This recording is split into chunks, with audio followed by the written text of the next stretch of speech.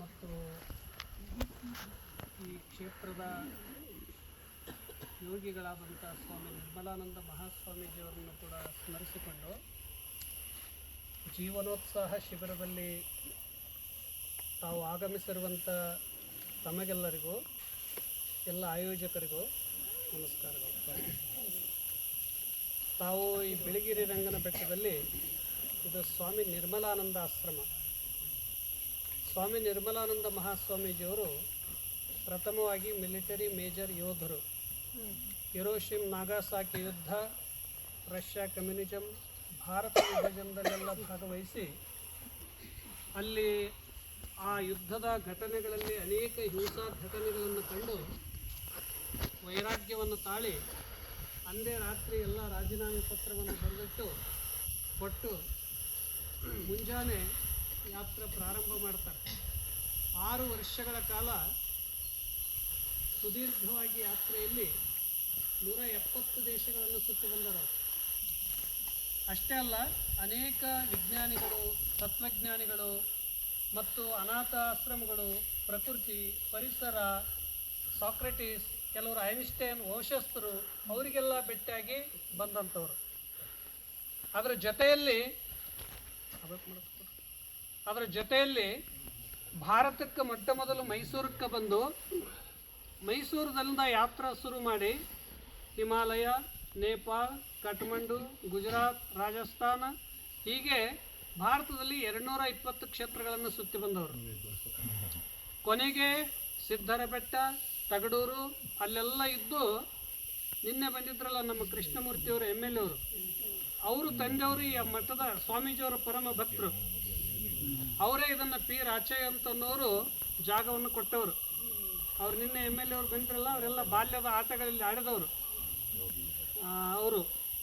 ಅವರು ಮತ್ತು ಇನ್ನೊಬ್ಬರು ರಾಮಚಂದ್ರ ಅವರು ಇಬ್ಬರು ಸಹಕಾರದಿಂದ ಇಲ್ಲಿ ಬಂದು, ಇಲ್ಲಿ ಯಾಕೆ ಬಂದ ತಕ್ಷಣ ಅವರು ಒಂದು ಗುಂಪು ಜಿಂಕೆಗಳು ಬಂದು ಕಾಲಾಗಿ ನಿಲ್ತಾವೆ.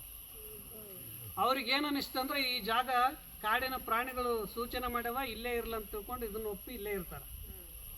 ಅವರು ಬಂದಾಗ ಒಂದು ಹುಲ್ಲಿನ ಕುಟೀರ ಹಾಕ್ಕೊಂಡು ಅದರಲ್ಲೇ 11 ವರ್ಷ ಮೌನ ಇರ್ತಾರೆ, ಮಾತಾಡಲ್ಲ ಅವರು. ಅದಕ್ಕೆ ಈ ಆಶ್ರಮದಲ್ಲಿ ನೋಡ್ರಿ ಎಲ್ಲ ಕಡೆ ಬಂದ ತಕ್ಷಣ ಪೀಸ್, ಶಾಂತಿ, ಇದು ಶಾಂತಿ ಆಶ್ರಮ. ಅದಕ್ಕೆ ಇದ್ರ ಹೆಸರು ವಿಶ್ವಶಾಂತಿ ನಿಕೇತನ. ಇಲ್ಲಿ 11 ವರ್ಷ ಮೌನ ಇದ್ದಾಗ ಅವರ ಸೇವೆ ಮಾಡಲಿಕ್ಕಾಗಿ ಒಂದು ಹುಡುಗ ಇರ್ತಾನಲ್ಲಿ, ಈ ಕಾಡಿನವರೇ. ಅವರು ಚೆನ್ನಾಗಿ ಗುರುಗಳು ಸೇವೆ ಮಾಡ್ತಾ ಮಾಡ್ತಾ ಏನೂ ಕಲ್ತಿಲ್ಲ, ಎಕ್ಸ್ಪರ್ಟ್ ಇಂಗ್ಲೀಷ್ ಕಲ್ತಾನ. ಅವರು ಇವತ್ತಿಗೂ ಅದಾರ, 81 ವರ್ಷ ಅವ್ರಿಗೆ. ಇಂಗ್ಲೀಷ್ ಪುಟ್ಟಣ ಅಂತಲೇ ಕರೀತಾರೆ. ಕರೆಸ್ತಾನೆ ಒಂದಿನ ನಿಮ್ಮ ಇಂಗ್ಲೀಷ್ ಲೆಕ್ಚರ್ಗಳದ್ದು ತಪ್ಪು ದೋಷಗಳು ಕಂಡುಹಿಡಿತಾನೆ. ಅಷ್ಟು ಪ್ರಬುದ್ಧತೆಯನ್ನು ಪಡ್ಕೊಂಡಾನ. ಆ ಬಳಿಕ ಒಂದು ರೂಮಲ್ಲಿ ಒಂದು ಬ್ರೆಡ್ ಮಾಡೋ ಮೆಷಿನ್ ಇದೆ. ಗುರುಗಳಿಗೆ ಆಗಿನ ಕಾಲದಲ್ಲಿ 50 ವರ್ಷದಿಂದ ಯುರೋಪಿಯನ್ ಲಂಡನ್ದವರು ಒಂದು ಬ್ರೆಡ್ ಮಾಡೋ ಮೆಷಿನ್ ಕಳಿಸ್ಯಾರ. ಅದರಲ್ಲಿ ಆ ಪುಟ್ಟಣ್ಣನವರು ಬ್ರೆಡ್ ಮಾಡ್ತಿದ್ರು. ರಾತ್ರಿ ಎದ್ದು ಯಾರೇ ಭಕ್ತರು ಬಂದರೆ ಬ್ರೆಡ್ಡು ಜಾಮ್ ಎಲ್ಲ ಕೊಡ್ತಿದ್ರು. ಬ್ರೆಡ್ ಜಾಮು ಪ್ರಸಾದ ರೂಪದಾಗ ಕೊಡ್ತಿದ್ರು.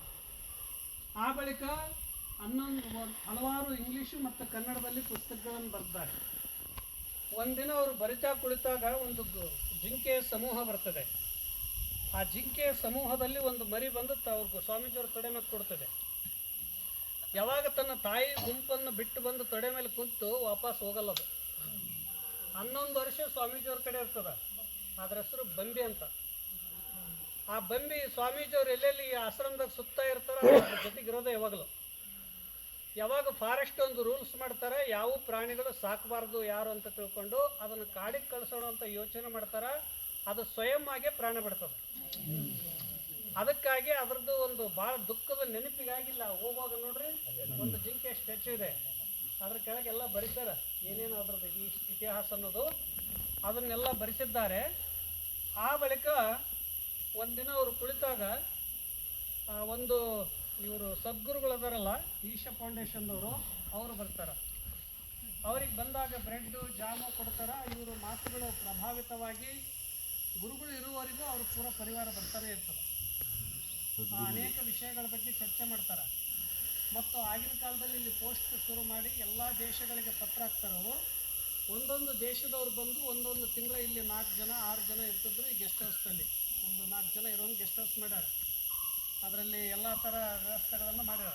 ಒಂದು ಸಣ್ಣ ಲೈಬ್ರರಿನೂ ಮಾಡ್ಯಾರ. ಅದರ ಮಧ್ಯದಲ್ಲಿ ಇರ್ತಿದ್ರು. ಇವರೆಲ್ಲ ಒಂದೊಂದು ತಿಂಗಳ ಬಂದು ಹೋಗ್ತಿದ್ರು ಅವರು. ಆ ರೀತಿಯಾಗಿ ಇಲ್ಲಿ ಅವರು ಸಾಧನೆ ಮಾಡ್ತಾ ಇರುವಾಗ ಇದನ್ನೆಲ್ಲ ಅವರು ಸಮಯ ಭಾಳ ಪಾಲಕರು. ಸಮಯ ಅಂದರೆ ಸಮಯ, ಮತ್ತು ಸೈಲೆಂಟ್ ಅಂದರೆ ಸೈಲೆಂಟ್. ನೀವು ಅವರಿಗೆ ಭಾಳ ಮಾತಾಡೋಕ್ಕಿದ್ರೆ ನೇರವಾಗಿ ಹೇಳ್ಬಿಡೋರು. ಮಿಲ್ಟ್ರಿ ಅವ್ರದ್ದೇನಿಲ್ಲ, ಒಬ್ರಿಗೆ ಎದ್ದೊಬ್ರು ಅನ್ನೋರು. ಮತ್ತು ಭಾಳ ಮೇಲೆ ಮೇಲೆ ಬಂದರೂ ಬರಬೇಡ್ರಿ ಅನ್ನೋರು, ಆಗಾಗ ಅಷ್ಟೇ ಬರ್ರಿ ಅನ್ನೋರು. ಅಂದರೆ ಅವರು ಜೀವನ ತುಂಬ ಸಾಧನೆ ಮಾಡಿದರು. ಅಮೇರಿಕದ ಕೆಲವು ಭಕ್ತರು ಬಂದಾಗ ನೀವು ಇಂಥ ಕಾಡಿನಲ್ಲಿ ಯಾಕಿದ್ರಿ, ಇಷ್ಟೆಲ್ಲ ಪ್ರಭುತ್ವ ಇಟ್ಟುಕೊಂಡು ನೀವು ಅಂದಾಗ, ನನಗೆ ಎಲ್ಲಿ ಬೇಡ ಈ ಕಾಡ ಇರಲಂತ ನಾನು ಆಯ್ಕೆ ಮಾಡ್ಕೊಂಡಿನಿ ಅಂತ ತಿಳ್ಕೊಂಡು ಇಲ್ಲಿ ಅವರು ಇದ್ದವರು.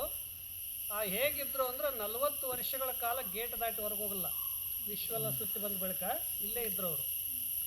ಎಲ್ಲ ಬಂದವರಿಗೆಲ್ಲ ಊಟ ಮಾಡಿಸ್ತಿದ್ರು. ಆದ್ರೆ ತಾವು ಮಾತ್ರ ತಮ್ಮ ಕೈಯಿಂದನೇ ಅಡುಗೆ ಮಾಡ್ಕೊಂಡು ಊಟ ಮಾಡ್ತಿದ್ರು.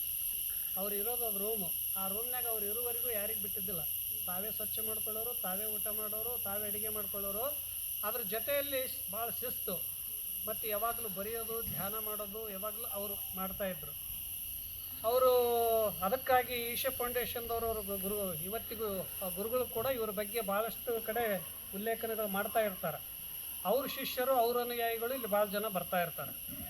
ಇದು 4 ರಾಜ್ಯಗಳ ಸೀಮಿತ ಬಾರ್ಡ್ರ್ ಇರೋದ್ರಿಂದ ಎಲ್ಲ ರಾಜ್ಯದವರು ಜನ ಬರ್ತಾರೆ.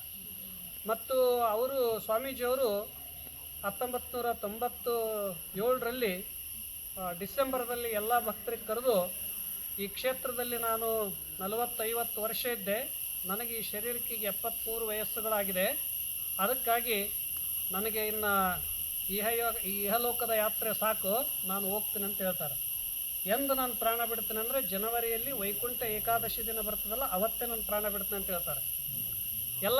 ಎಲ್ಲರೂ ಭಕ್ತರಿಗೆ, ನೀವು ಎಲ್ಲ ಆರೋಗ್ಯವಾಗಿದ್ರಿ, ಇಷ್ಟು ಚಲೋ ಅದ್ರಿ, ದೊಡ್ಡ ಯೋಗಿಗಳಾಗಿ ಇಷ್ಟು ಸಣ್ಣ ವಯಸ್ಸಿಗೆ ಯಾಕೆ ಬಿಡ್ತೀರಿ? ಅವ್ರು ಹೇಳ್ತಾರೆ, ಈ ಕಾಡಿನೊಳಗೆ ಹೆಂಗೆ ಪಕ್ಷಿ ಪ್ರಾಣಿಗಳು ತಮಗೆ ಬೇಡ ಆಯ್ತು ಅಂದರೆ ಎಲ್ಲ ತಮ್ಮ ಪ್ರಾಣ ಬಿಡ್ತಾವೆ ಸ್ವಯಂಭವಾಗಿ, ಯಾರಿಗೆ ಕಾಣಲಾರ್ದಂತೆ. ನಾನು ಕೂಡ ಯೋಗಿಯಾಗಿ ಬದುಕಿನಿ, ರೋಗಿಯಾಗಿ ಬದುಕಬಾರ್ದು, ಇನ್ನೊಬ್ಬರ ಮೇಲೆ ಪರಾವಲಂಬನಾಗಿ ಬದುಕಬಾರ್ದು, ಮುಪ್ಪಿನ ಇದನ್ನು ಬರಬಾರ್ದು. ನಾ ಯೋಗಿ ಅದೀನಿ, ನಾನು ಸ್ವಯಂ ಪ್ರಾಣ ನಾ ಬಿಡ್ತೀನಿ ಅಂತ ಹೇಳ್ತಾರೆ ಧ್ಯಾನ ಶಕ್ತಿಯಿಂದ. ಅದಕ್ಕಾಗಿ ವೈಕುಂಠ ಏಕಾದಶಿ ದಿನ ಮೊದಲೇ ಎಲ್ಲ ಸಮಾಧಿದು ತೆಗೆಸಿ ಎಲ್ಲ ಮಾಡಿ ಅದರಲ್ಲಿ ಹೋಗಿ ಕುಳಿತು ಬಿಡೋರು ಇರ್ತಾರೆ. ಅದು ಸರ್ಕಾರ ಏನಂದರೆ ಇದು ಹಿಂಸಾ ಘಟನೆ ಆಗ್ತದ, ಹಾಗೆ ಮಾಡಬಾರ್ದಂತ ತಿಳ್ಕೊಂಡು ಎಲ್ಲ ಮಿನಿಸ್ಟ್ರುಗಳು, ಸರ್ಕಾರ ಭಾಳ ಜನ ಬಂದು ಹೇಳಿದರು. ಅವರೇನು ಕೇಳಲ್ಲ, ತಮ್ಮ ನಿರ್ಧಾರ ಬದಲು ಮಾಡಲ್ಲ. ಆದ್ರೆ ಪೊಲೀಸ್ ಡಿಪಾರ್ಟ್ಮೆಂಟ್ ಹಾಕಿದ್ರೂ ಅವ್ರು ನಿರ್ಧಾರ ಬದಲು ಮಾಡಲ್ಲ.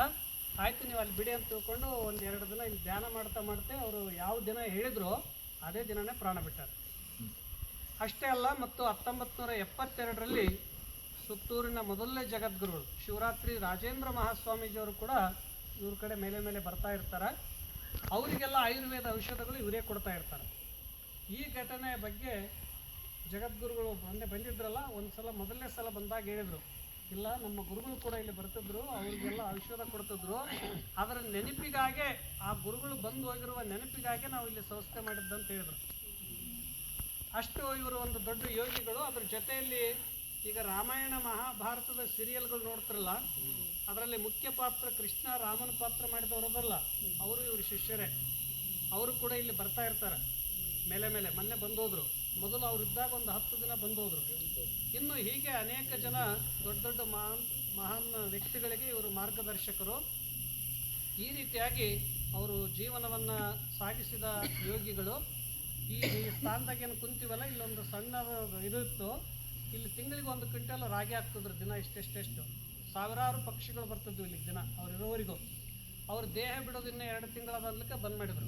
ಯಾಕೆ ಬಂದ್ ಮಾಡಿದ್ರು ಅಂದರೆ, ನಾನು ದೇಹ ಬಿಟ್ಟು ಬಳಿಕ ಪರಾವಲಂಬನ ನಾವು ಆಗಬಾರ್ದು, ಮೊದಲೇ ಅವು ಸ್ವತಂತ್ರವಾಗಿ ಹೋಗ್ಲಿ ಅಂತ. ಅದಕ್ಕಾಗಿ ಈ ಸ್ಥಾನದಲ್ಲಿ. ಮತ್ತು ಅವರು ಜೊತೆಯಲ್ಲಿ ಒಬ್ಬರು ಬ್ರಹ್ಮದೇವ ಸ್ವಾಮೀಜಿಯವರಂತಿದ್ದರು. ಅವರು ಅನೇಕ ವರ್ಷಗಳ ಕಾಲ ಸೇವೆ ಮಾಡಿದರು. ಅವರಿಗೆ ಬೇರೆ ಸ್ಥಾನದಲ್ಲಿ ಹೋಗ್ಬೇಕಂತ ಇಚ್ಛೆ ಆದಾಗ ಇನ್ನೊಬ್ಬರು ಪ್ರಣವಾನಂದ ಸ್ವಾಮೀಜಿಯವ್ರನ್ನ ಕರ್ಕೊಂಬಂದು ಇಲ್ಲಿ ಬಿಟ್ಟರು. ಅವರು ಸ್ವಾಮಿ ರಾಮ ಅವ್ರ ಗೆಳೆಯರು. ಪ್ರಣವಾನಂದ ಸ್ವಾಮೀಜಿಯವರು ಹಿಮಾಲಯದಲ್ಲಿದ್ದವರು. ಅವರು ಒಂದು ಕಂಡೀಷನ್ ಮೇಲೆ ಇಲ್ಲಿ ಬಂದರು. ನಾನು ಒಮ್ಮೆ ಬಂದೆ ಅಂದರೆ ನನ್ನ ಶರೀರ ಇರೋ ತನಕ ನೀವು ಎಲ್ಲಿ ಹೋಗ್ರಂತ ಯಾರು ಹೇಳಬಾರ್ದು. ಅದಕ್ಕಾಗಿ ಅವರು 18 ವರ್ಷಗಳ ಕಾಲ ಅವರು ಇಲ್ಲೇ ಇದ್ದುಕೊಂಡು ಈ ಒಂದು 3 ವರ್ಷದ ಹಿಂದೆ ಅವರು ದೇಹ ಬಿಟ್ಟರು. ಅವರು ದೇಹ ಬಿಟ್ಟ ಬಳಿಕ ಇಲ್ಲಿ ಕ್ಷೇತ್ರದಲ್ಲಿ ಯಾರೂ ಇಲ್ಲದ ಕಾರಣ ನಾವು ಮೊದಲು ಶ್ರೀ ಸಿದ್ದೇಶ್ವರ ಮಹಾಸ್ವಾಮೀಜಿಯವ್ರ ಹತ್ರ ಒಂದು 20 ವರ್ಷ ಇದ್ವಿ. ಅದರ ನಂತರ ಹಿಮಾಲಯದಲ್ಲಿ ಒಂದು 6 ವರ್ಷ ಇದ್ವಿ. ಗುರುಗಳು ಅಲ್ಲಿಂದ ಸಂಸ್ಥೆಗೆ ಬನ್ನಿ ನೋಯ್ಡಾ, ಅಲ್ಲಿ ಟೆಕ್ನಿಕಲ್ ಇಂಜಿನಿಯರಿಂಗ್ ಕಾಲೇಜಲ್ಲಿ ಡೆಲ್ಲಿ ನೋಯ್ಡಾದಲ್ಲಿ ಒಂದು 4 ವರ್ಷ ಇದ್ವಿ.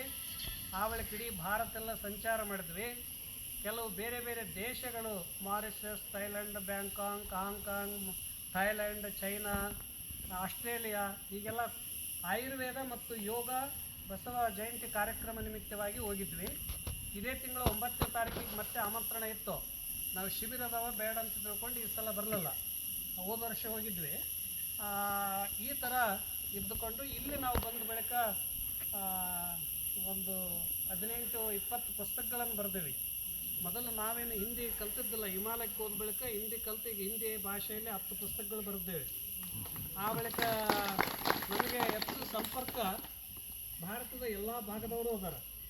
ಮತ್ತು ನಮ್ಮ JSS ಸಂಸ್ಥೆ ವತಿಯಿಂದ ತಿಂಗಳಲ್ಲಿ 10 ದಿನ ಅಮೇರಿಕದವ್ರಿಗೆ ಯೋಗ ಕ್ಲಾಸ್ ನಡೀತಿವೆ. ಮತ್ತು ಕೆನಡಾ, ಬೇರೆ ಬೇರೆ ದೇಶದವರು ಕೂಡ ನಮಗೆ ಇದರಲ್ಲಿ ಯೋಗದಲ್ಲಿ ಕೂಡಿಕೊಂಡಿದ್ದಾರೆ. ಇಲ್ಲಿ ನಾವು ಸಾಧನ ಮಾಡಿಕೊಂಡು ಇರ್ತೀವಿ, ಒಬ್ಬರೇ ಇರ್ತೀವಿ ಇಲ್ಲಿ. ಅದಕ್ಕಾಗಿ ನಾವು ನಮ್ಮ ಅಡುಗೆ ನಾವೇ ಮಾಡ್ಕೊಂಡು ಊಟ ಮಾಡೋದು. ಮತ್ತು ಎಷ್ಟೋ ಜನ ಇರ್ತೀವಿ ಅಂತ ಬರ್ತಾರೆ, ಈ ವಾತಾವರಣ ನೋಡಿ ಹೋಗಿಬಿಡ್ತಾರೆ. ಯಾಕೆ ಹೋಗ್ತಾರ ಅಂತಂದರೆ ಆನೆಗಳು ಇಲ್ಲಿ ಒಳಗೆ ಬರ್ತವೆ. ಈಗ ಅಲ್ಲಿ ಕೃಷ್ಣನ ಮೂರ್ತಿ ಅದಲ್ಲ, ಈಗ ಒಂದು 4 ತಿಂಗಳ ಹಿಂದೆ ಒಳಗಡೆ ಬಂದು ನಾವಲ್ಲಿ ಏನು ಮಲಗ್ತಿದ್ವಿ, ನಮ್ಮ ಹತ್ರ ಅಲ್ಲಿ ನಾವು ಒಳಗಿದ್ವಿ. 3 ಗಂಟೆಗೆ ಬಂದು ಅದು ಕೃಷ್ಣನ ಮೂರ್ತಿ ಹೊಟ್ಟೆ ಹತ್ತಿರಗಳೇ ಬಿತ್ತು. ಅದು ಎಲ್ಲಿ ಬಿತ್ತು ಅಂದರೆ ಕೃಷ್ಣನ ಮೂರ್ತಿ ಮತ್ತು ಅನ್ನಪೂರ್ಣ ಮಾತಾ ಮಂದಿರ, ಅದು ತುಳಸಿ ಕಟ್ಟೆ ಮೇಲೆ ನಿಂತಿದ್ವು. ಹಂಗೆ ಮನುಷ್ಯರು ಇಟ್ಟರೂ ಇಡೋಕ್ಕಾಗಲ್ಲ, ಆ ರೀತಿಯಾಗಿ ನಿಂತಿದ್ದವು. ಅಲ್ಲಿ 3 ಗಂಟೆಗೆ ಬಂದು ಅದು ಆನೆ ದೊಡ್ಡದೊಂದು ಒಂಟಿ ಸಲಗ ಅಲ್ಲಿ ಬಂದು ನಿಂತಿತ್ತು. ಅದು ಎಷ್ಟು ಸೂಕ್ಷ್ಮ ಸಂವೇದನಾ ಆನೆ ಅಂತಂದರೆ ಬರೀ ತನ್ನ